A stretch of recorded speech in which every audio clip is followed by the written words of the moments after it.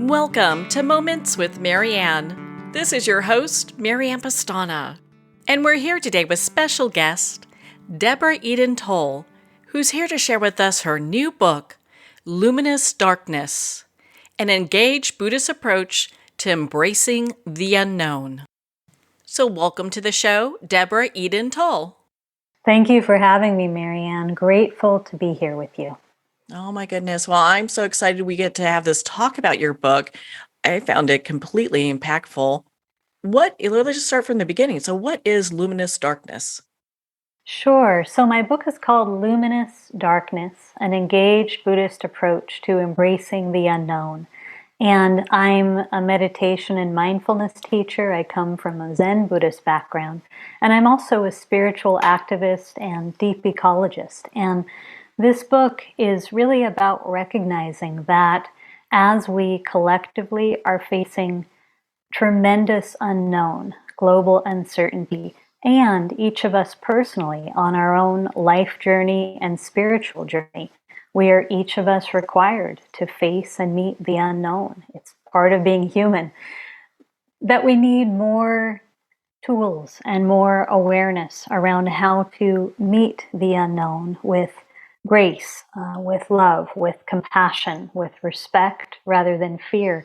And one of the premises of the book is that there is a long held, passed down through the generations, duality between light and dark, and within human consciousness, a tendency to hold light as superior and dark as inferior, which not only impacts us personally, emotionally, in how we see ourselves and judge ourselves and one another spiritually, also has led to the overlighting of planet Earth, I would suggest, and causes great confusion because we tend to put everything that's uncomfortable or unwanted in the category of dark. And in this book, I'm inviting people to open fresh eyes to explore what darkness actually is as a great spiritual teacher, as a vital aspect of nature and consciousness, equally vital to daylight, and as an invitation to open our hearts in a much bigger way to the full spectrum of light and dark. So I know that was a mouthful, but I'll pause there. That points a bit, though indirectly, to what luminous darkness is. So, you touched on this briefly. I'd love for you to dive into what darkness really is, because I think a lot of times people, like how you're saying, they just get so confused. They put everything that they don't want to deal with in the dark. So, how do we get to this place of balance? Sure.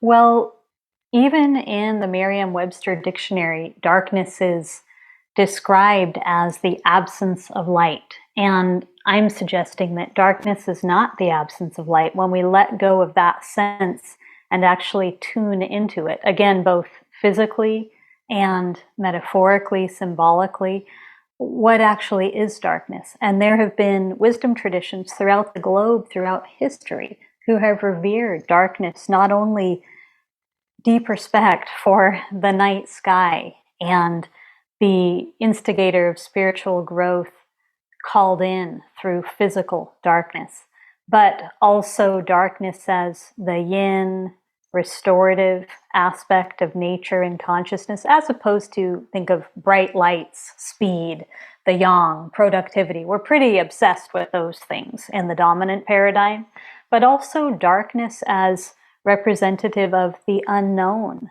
of the mystery, of that which we can't see and label.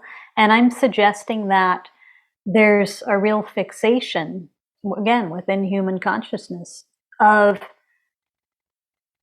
in the face of everything that's uncomfortable to us, turning towards the rational mind, a tendency to try to label, if I can understand, if I can get to the light or lamp of knowledge. We also, in spiritual practice, there can be a tendency to try to get to enlightenment through pushing away the dark and attaining the light. And there's a much bigger opportunity for anyone on the spiritual path and anyone who wants to navigate life with compassion.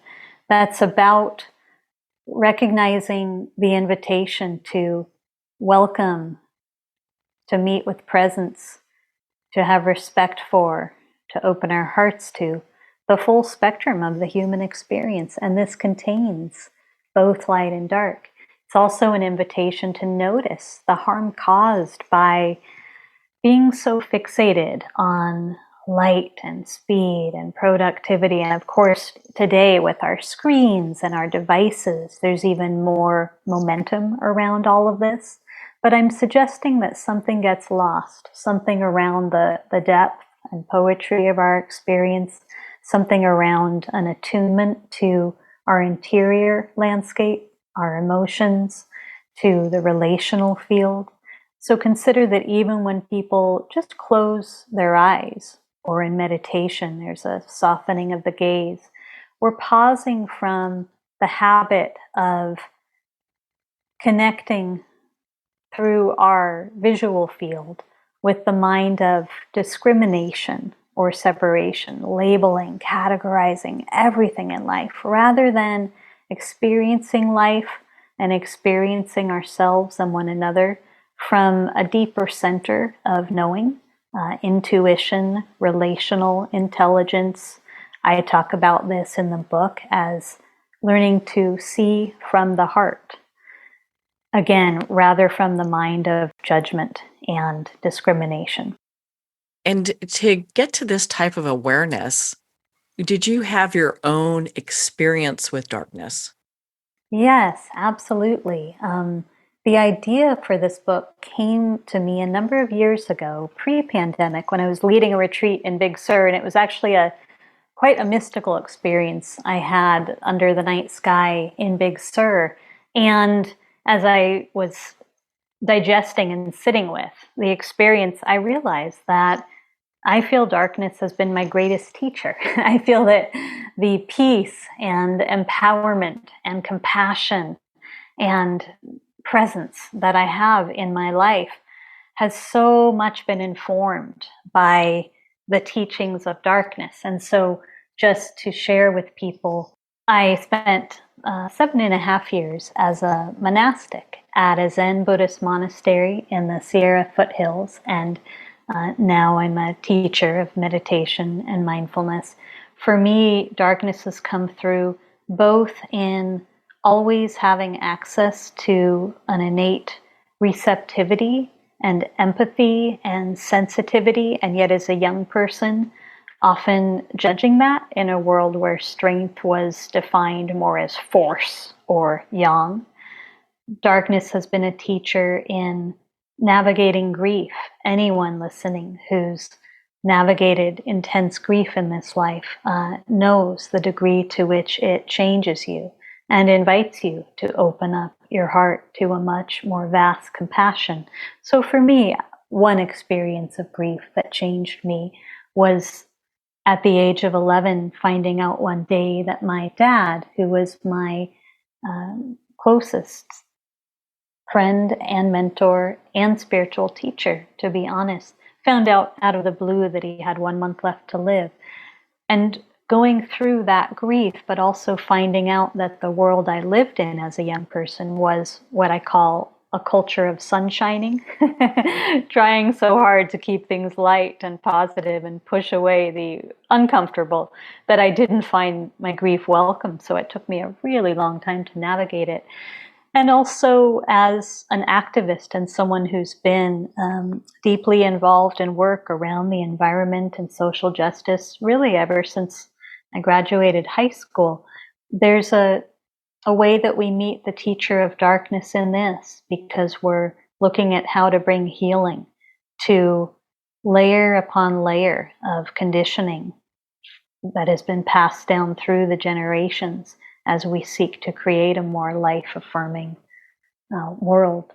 And one more I would name, though I could keep going, because on everyone's spiritual path, and listeners, you can tap into this for yourself, you're invited to meet shadow. You're invited to be taught by both light and dark, but certainly to meet shadow and to notice those experiences of when we push away or judge parts of us that then end up being a great sacred messenger and a great source of power when we're willing to do our shadow work.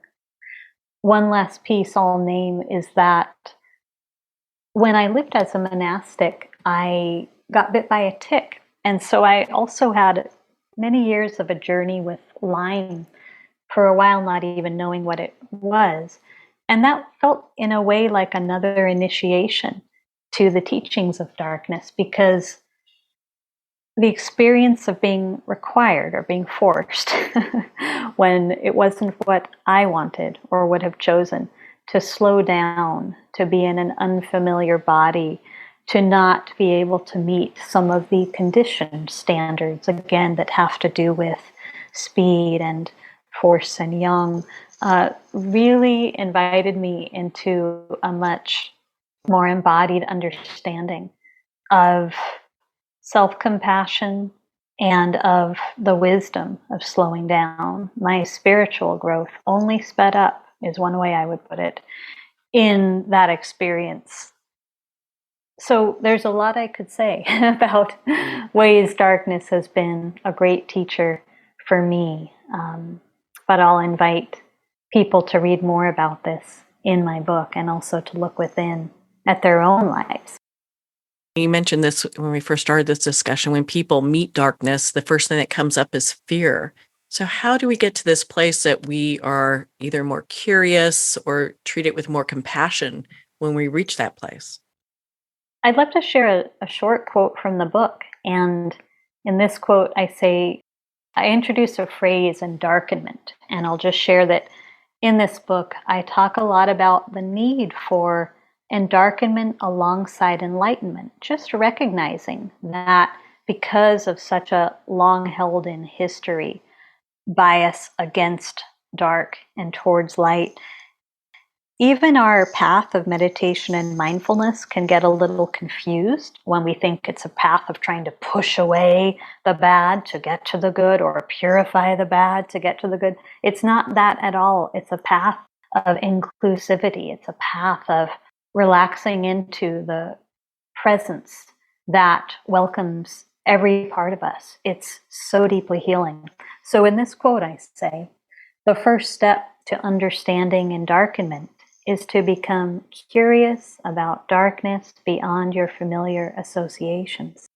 Be open to what you don't know that you don't know about darkness and light, about yourself, about the mystery. We can learn to meet the unknown and the experience of not knowing with an open and humble heart, much more full of wonder and willingness than fear. And going back directly to your question, I talk a lot about the practice of turning towards rather than away from that which we've deemed difficult. So just to give an example, even in meditation, and when I say turning towards with compassion, not forcing ourselves to turn towards when we're not anchored in the soft presence of compassion.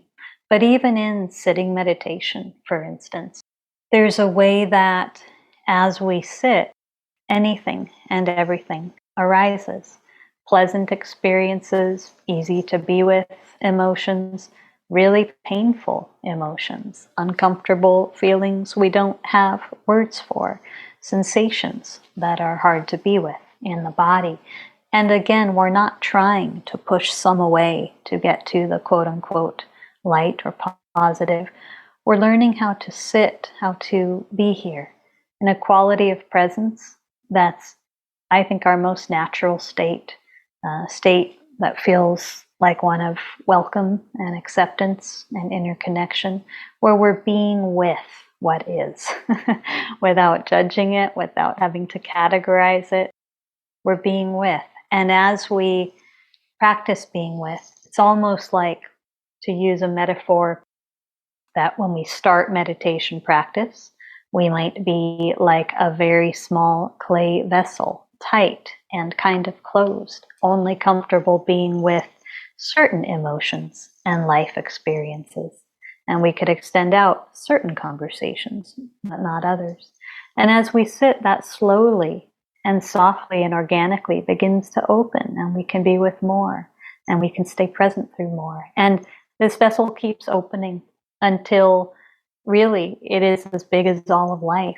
And there's a quality of relief and peace and freedom and joy as we recognize that it's our natural capacity to be with the full spectrum and to really recognize the sacred in all of it, because life contains all of it. Thank you for that question. It's a great one. Well, thank you, and for going through that and explaining that, because I know in your book you mentioned how life is a constant cycle of light and dark, and it makes it so much easier to understand and to accept without judging it and getting into fear about it. Yes. And it brings so much more peace through that full spectrum. And I'll just name that I always consider nature our greatest teacher on whatever spiritual path we're on. And I had the privilege of getting to spend many years of my life living off the grid in a solar powered community. And so as soon as the sun set, we were met with the darkness of night. We didn't really have a lot of lights on at night. Many people these days in the dominant paradigm have bright lights and then the bright lights of the screen and not much time spent in darkness. But when you do spend time, maybe on a camping trip or another situation, in the darkness, you get to remember what a peaceful and restorative and redemptive blanket it is, we might say, rather than something to fear. You get to notice the mindset that it invites you into, which is different than how we engage in the domain of daylight and busyness and continual productivity. And you get to really tune in and notice the impact on your whole body and being of that continual cycle and flux of light and dark, dusk till dawn, the sacred flux. And I do feel that, especially for young people who haven't grown up in a world where they're living in contact with this cycle of light and dark, something gets lost. And I could also point to just the health impact. There's been so many studies done about the importance for our circadian rhythms, for our natural production of melatonin, for healthy sleep, for the entire endocrine system of spending time in the dark as well as light. It seems that so many people are so disconnected from nature. Where do you think that disconnection comes from? I believe it goes way, way back, deep into history, exacerbated during the Industrial Revolution. And in my book, I talk about the intersectionality, the conditioning that we're still living with today that comes from that disconnect from nature, the age of the onset of colonialism, patriarchy, capitalism, the Cartesian era, where again, there was a focus on this. The age of enlightenment was a celebration of rationalization. And in fact, anyone who was practicing spiritual traditions that were more about connection with the earth and other forms of knowing, intuition, imagination, body-based practices, this was an era of people getting burned at the stake, the burning times.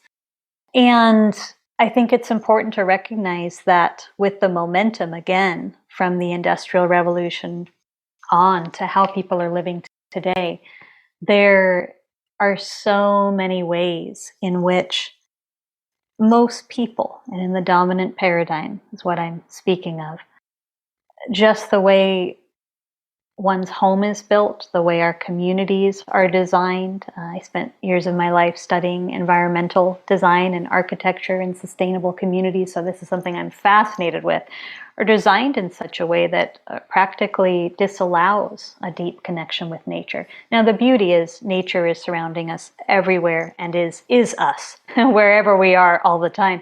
So through intention and attention, where we place our attention, we can re-ground, re-honor, re-celebrate this connection no matter how we're living our life. But think about that even even in recent years, with how quickly screens and computers and the iPhone, we didn't live this way when I was young, have become centerpieces of our life. There's even more invitation for distraction from what is real and true and here in front of us to be experienced through our senses and our earth bodies. One of the gifts of an embodied meditation practice, and one of the gifts of becoming more present, is that we remember a quality of connection with the earth. Again, no matter how we're living or where we're living, that is one of the most healing medicines that humans need in this time. It clears up a lot of confusion. It clears up the entire illusion of anthropocentrism, which isn't true. It brings us into a much greater sense of belonging. And again, this is felt through all of our senses, not something we can experience or understand up in the rational mind. So maybe listeners can just reflect on the different ways that you in your life have reconnected with nature and live in ways that you honor this connection, or perhaps are more hungry for and seeking this connection. Do you find that when people are reconnecting with nature, people who are deeply connected with nature kind of feel the pain of what's going on with the world? Yes, in the way that opening up to one's full experience of life through our senses, through more connection to the interior world, the natural world, and the emotional realm, it's all intermixed. It's part of being more awake to the ever present field of interconnection. So, in that experience, being awake to the ever present field of interconnection, we are no longer numbed out. We're no longer numbed out. And I will name it's both the greatest relief in the world, because I think a numbing out is one of the symptoms of the collective disconnect of our times, the crises of our times, really. But also, there's a naturally more empathy and compassion. And yes, naturally more tears as well. We wake up to ourselves not as separate, not as this little bubble of me and my separate self, which is maintained through kind of abiding by our thoughts as our primary orientation, or sort of people's thoughts can become their center of gravity. And when we wake down into our bodies and our earth connection as center of gravity, we wake up to something much, much bigger to which we are part. And it feels that there is no separation between the earth and who we are, between self and other. It's a way of experiencing ourselves as part of the natural feedback system of planet Earth. So there can be more tears, but it's deeply held in greater compassion, greater connectedness, and quite honestly, greater joy. Joy and grief are two sides of the same coin. And that means if we're numbing out one, we're numbing out the other. That's another way of pointing to this integration of light and dark. It's just, we can't be fully whole as human beings without recognizing this. We will always be pushing something away or leaving part of us out. We'll always be somehow falsely judging or even falsely perceiving one another. So our wholeness comes from recognizing the partnership of light and dark within and out. Often I hear people say that they're trying to reach enlightenment. Should we be feeling differently about this? What I encourage people to remember is that enlightenment is neither an end nor a goal. And I think this is a big misconception. It is neither an end nor a goal. And when we perceive it as an end and a goal, we go about it through a highly conditioned approach that's like I think of it as marketplace mentality, something some people are more aware of than others, but trying to attain something, trying to get somewhere other than here, trying to, again, transcend the difficult stuff to get somewhere else.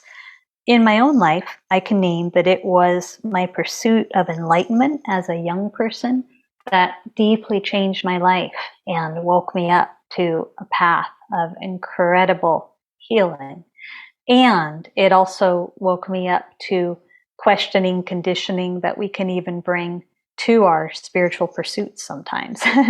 This is why in this book I took the step of really talking about endarkenment alongside enlightenment. Though I had never heard that phrase before it came to me while leading retreat, it pointed to helping people see some of the unconscious biases that we even bring to, let's say, our mindfulness practice sometimes.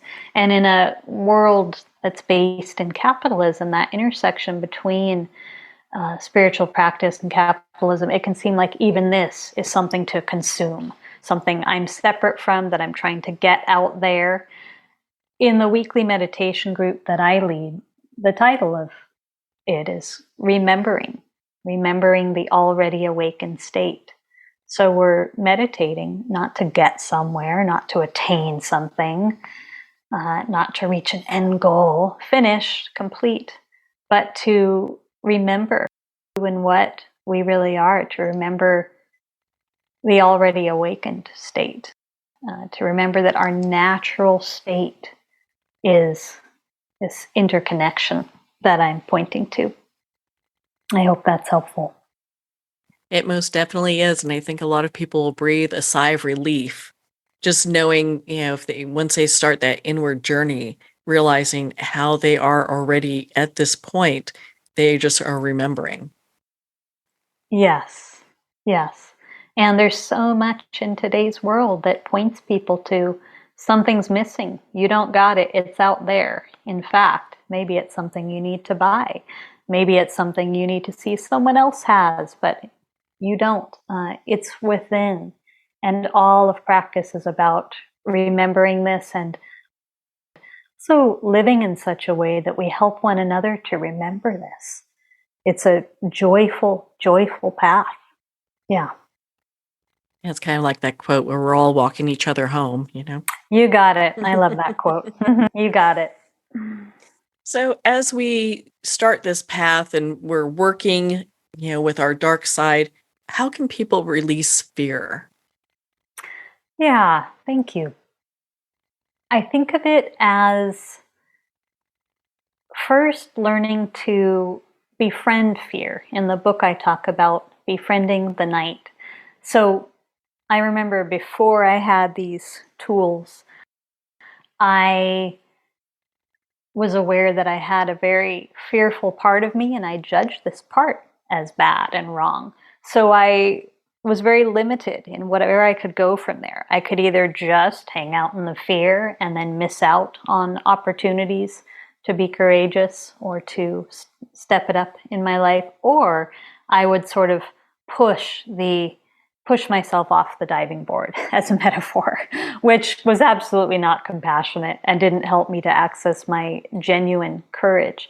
So I invite people to remember that even in the face of fear, there's always a tendril of courage, even if it's tiny. Just recognizing that courage is the first step, and being willing to befriend the part of us who is afraid, being willing to be with, just like a compassionate mentor, again, or close friend, this part who is afraid, while we're also say, hey, I want more for you, so I'm going to help you step forward in courage, while I'm also holding your hand. And from that kind of stance, we get to really learn how courageous our true nature is and really get to see, because we can only see clearly with eyes of compassion, what the nature of our assumptions of fear were. I also like to remind people that there's two vital sides to a meditation practice. And when I'm talking about meditation, I'm speaking both of formal sitting meditation or walking meditation, and also just a way of being that we bring to every day of our life, informal practice, everyday life as a laboratory. And so picture two hands. On one hand, just a receptive, open palm. This open hand that represents the practice of conscious allowing. And conscious allowing is the invitation to soften, to relax mental effort, which we're practicing in meditation, and to let life be as it is. We learn to let ourselves be as we are. We learn to let emotions be as they are. So even the emotion of fear, we get to experience in a more open-minded, open-hearted way where it has room to move through. We let life be. We might be listening to someone, but just witnessing, just being with, not trying to solve or fix or offering our opinions. So that's the open hand, conscious allowing. On the other side, the other hand, is conscious protection. And in Buddhism, an image for this is Manjushri's sword, which cuts through delusion. It's the conscious protection or fierce compassion that we access as well, noticing, oh, as I'm becoming more present, I'm seeing that there are thoughts that take me down a really difficult, really difficult places. I'm going to say no to those thoughts, to begin to drop it when that thought arises and bring myself back to presence. We learn to bring conscious protection to having discipline around our practice because we're sensing and feeling the benefits of becoming more present. Perhaps conscious protection around a relational dynamic that feels unhealthy, toxic. Conscious protection of life becomes stronger in us. And I just want to bring these two hands up as we talk about fear, because they're both equally useful. Sometimes it's the gentle compassion of just being with part of us who is afraid, so that this part knows they are not alone, so that this part doesn't feel judged. This is imperative to healing, going beyond fear. And on the other hand, noticing there are, for instance, fearful thoughts that we need to drop, to let go of, or another form in which fierce compassion is needed. So it's really a balance, a dynamic, this gentle and fierce compassion, which helps us to move beyond fear over time. When we have this internal balance, is this something that also balances the world around us? It balances how we experience and perceive the world around us. It brings balance to how we show up in the world around us. It's such a gift to get to show up from center, from presence, with access to both gentle and fierce compassion in how we treat ourselves and how we treat others, to have this beautiful choice and inner compass or intuitive knowing for when a situation requires for acceptance and us to simply be with, and another situation requires for a compassionate action in order to protect life or in order to support someone in need, internally, externally. Yeah, it absolutely changes it. And I also teach trainings for leaders, leadership, and people who facilitate groups. And it's really vital in leadership that we have access to this conscious allowing or gentle compassion and conscious protection, fierce compassion. And I emphasize this because sometimes, again, there's this misunderstanding that compassion is always soft, sometimes, not always so. And it's part of the misconception, I think, that people often hold, that we're trying to be nice all the time instead of learning to be kind all the time. Kind is not always nice, but it does always honor life. Does that discernment resonate? Yes, I understand completely what you're talking about. Yeah.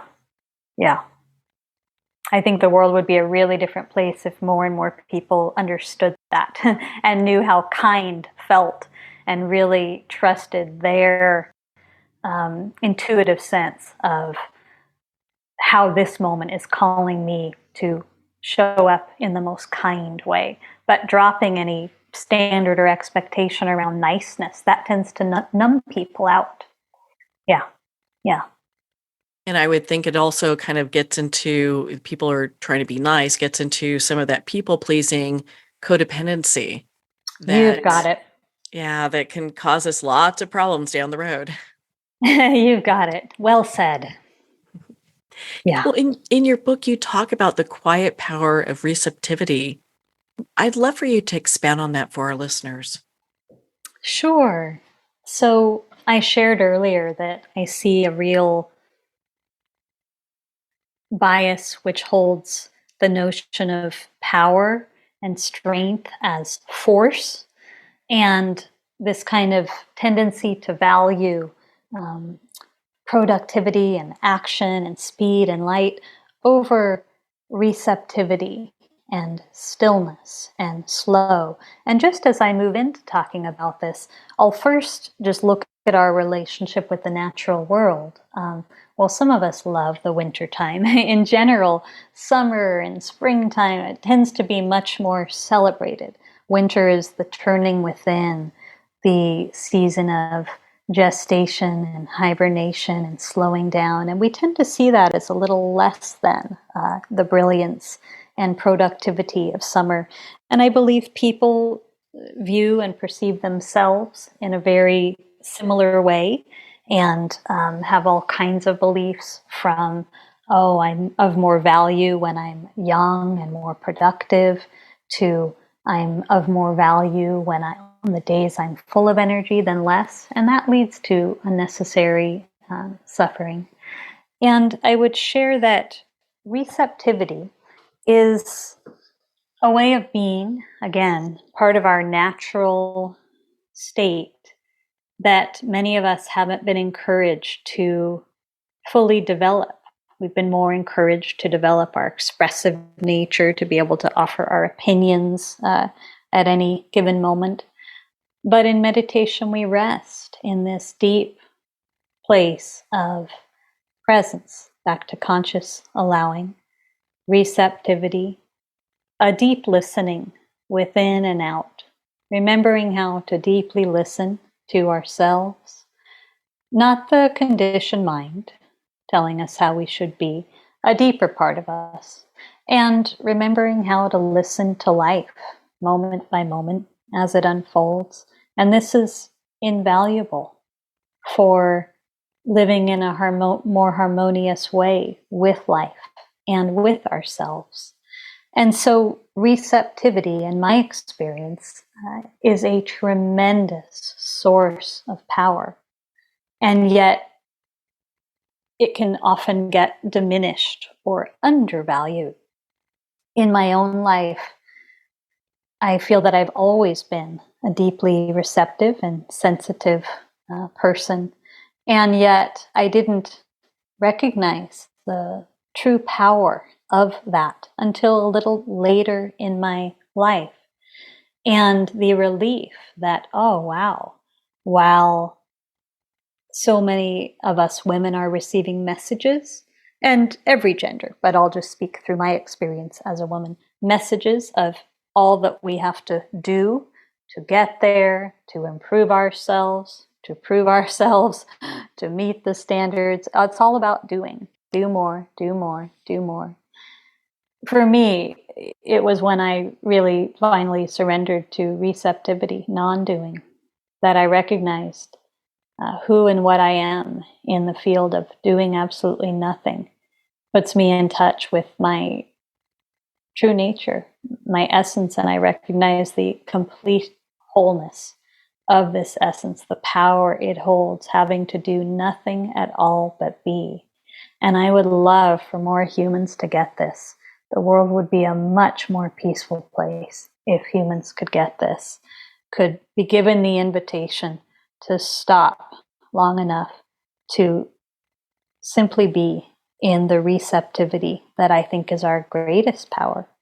And one more thing I'll say about it, because I've spoken about interconnection, waking up to interconnection, who we are beyond our little bubble of separate self. It's through our receptivity, doing nothing but resting in listening, that we're able to wake up to what a profound instrument this body is for relational intelligence. Whether we're receptive towards another in a conversation, whether we're receptive to a tree we're engaging with in our yard, our receptivity to life through the instrument of our bodies is profound. And we just can't drop into that when we're fixated on rational mind or, again, using thought as our center of gravity. Is there a practice that you can walk us through real quick that our listeners can take with them throughout their day? Sure. I'll say that there are so many different practices in the book, from practices around conscious allowing and doing nothing to practices for deep listening, practices for dreaming, because this is a part of remembering the power of luminous darkness as well. I think I'd like to just guide a short practice that is about having and remembering reverence for the mystery, for the unknown. Because really, in today's world, again, we're facing so much unknown. And just being human, no matter who you are, whatever walk of life, you face the unknown. And so, if listeners are somewhere where they can close their eyes, this is a practice of closing the eyes. So just take a moment, finding a comfortable position and resting your eyes closed. And just take in a couple of deep, full body breaths. If you're not somewhere you can close your eyes, then you can return and do this a little bit later. So just feeling the air as it enters your body, fills your body, and leaves your body. Give yourself permission to rest, to just be here.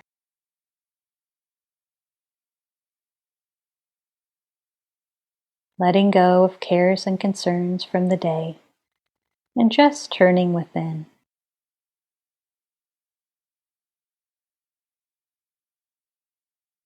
And then sitting here, I invite you to imagine that you're sitting next to a window. And this is a window not to the light of day, but a window into luminous darkness. A window into the pitch velvety black of the night sky, the mystery itself, the unknown universe. Just notice how it feels to sit beside this window, safely where you are, perhaps feeling some of the exhilaration we feel under a starry night, perhaps noticing a little bit of fear. That's welcome too. Just notice. And then I invite you to gently rest a hand at the center of your heart. This position naturally invokes compassion, just the tenderness of hand on heart, and noticing how you feel towards the mystery, the unknown. Darkness as the field of all possibility, the mystery from which we all came and to which we will all return. I invite you to offer whatever expression of respect, reverence, loving kindness towards the darkness feels natural for you. Just offering any expression through words or poetry or just felt sense of respect towards this mystery of which we are all part. Let your body be soft while you do this, considering that it can be typical to send loving kindness to people we can see, to the known, but what is it like to send it to the unknown? And then to gently shift and just ask for receiving loving kindness from the darkness itself, the field of all possibility. And let's take in together a couple more deep breaths now. Beginning to let go of that window beside you and simply come back to this body, your breath, the air touching your skin. And very gently now, I invite you to open your eyes. Thank you. Well, thank you. What a powerful practice that was. I really appreciate you going through that. You're welcome. It's really neat to see the more we do a practice like that or other practices that wake us up to the backdrop of darkness, even in the light of day, wherever anyone is listening from right now, to remember that it was dark just hours ago and will be just hours to come. It can invoke a sense of much greater possibility because sometimes we fall into a kind of lazily believing that what we see is set in stone and forgetting the choice we have in every moment, instead falling into habits left and right. And remembering the field of possibility is certainly a prayer I hold for all humanity right now. Remembering the field of possibility. What would you like listeners to take away from your book? I know we've covered so much. Thank you. We have gotten to cover, and there are many more topics in the book as well. I talk about the practice of seeing one another clearly in the dark, how darkness can be a teacher of really letting go of judgment and binary perception and learning how to have more heart-based conversations, healing conversations, and see one another as we actually are, not through projection. Again, I talk about dreams and the usefulness of working with our dreams, just as we work with creativity and poetry beyond just the notion that rational mind is the domain of most importance. I talk about leadership and learning to lead in the dark and be led by the dark. I think right now I would like listeners to just notice, even from that short meditation that we did, what may have been awakened within you in this conversation about bringing more curiosity to darkness as a healer, as a teacher, as medicine, and becoming curious about some of the labels you've used, pushing things away through judging them dark. Sometimes our habit, personally and collectively, of trying to, I'll use this phrase again, sunshine our way through life, push away the dark to get to the light, is very energy depleting and very, very unnecessary when we recognize that instead resting in the wholeness that contains the full spectrum is something we can easily do and be restored by in every moment. Yeah. Thank you so much for this conversation, Marianne. Well, Deborah, thank you. And where can our listeners connect with you and be part of your community and learn more about your work?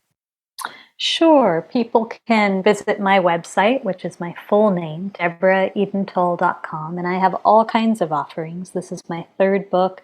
I offer retreats and workshops in person and online, longer trainings like a 6-month training called The Heart of Listening, and I have a weekly Meditation Sangha, the Fierce Compassion Sangha. There are many ways to connect with me. And you can also find me on Instagram through my nonprofit, Mindful Living Revolution. So I would love to hear from you. I'm always grateful for questions and connection. You're all welcome. Yeah. Well, Deborah Eden, thank you so much for taking the time to be on the show with us here today. Thank you again. I really enjoyed being here with you, Marianne. Well, thank you, Deborah Eden. It has been such an honor to spend this time with you and to talk about your new book, Luminous Darkness. We're going to pause here for a quick moment, and we'll be right back after this message.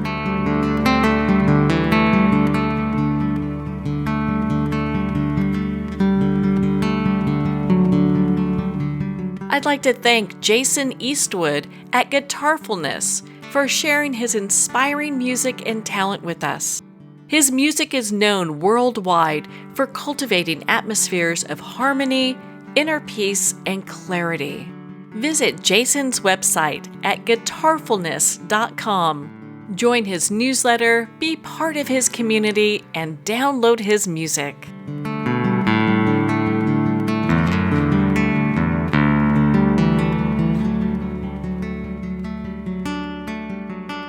Well, we're at the end of our time today. I'd like to thank everyone for tuning in. You've been listening to Moments with Marianne, where we make every moment count.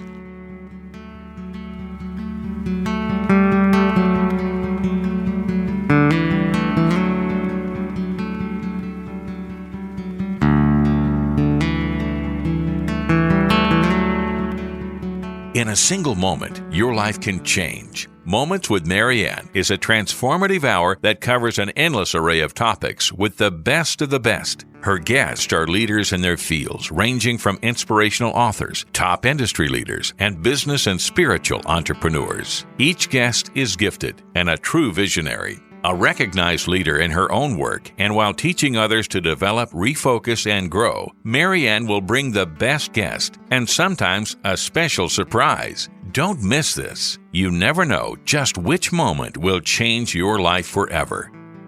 Make sure to tune in and visit momentswithmarianne.com for more information.